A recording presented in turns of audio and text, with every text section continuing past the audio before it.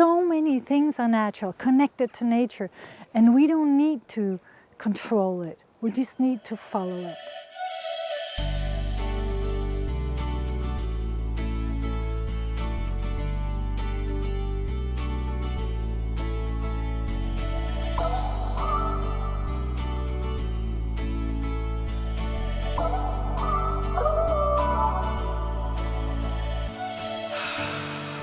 When I started shooting these videos, I had no doubt that it had to take place out in the nature.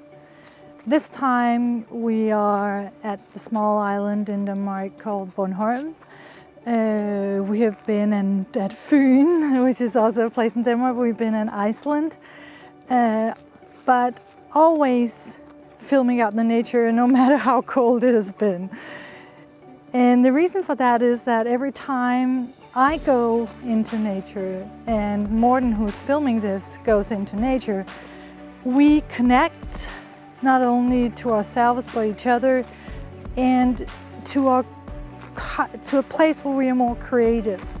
So this way of using nature to enhance creativity and to connect with a process that is something different from when we only use our minds.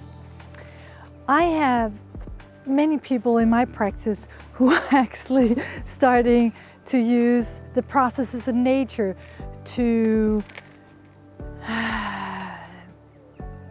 see how that can form knowledge and bring that into shaping the way that they're doing business.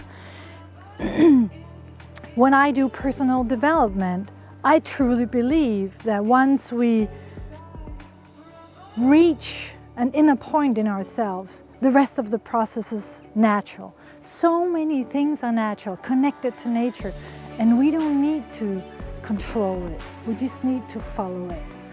So is there anywhere that you can follow the more natural process, allow what's actually opening up instead of trying to control everything?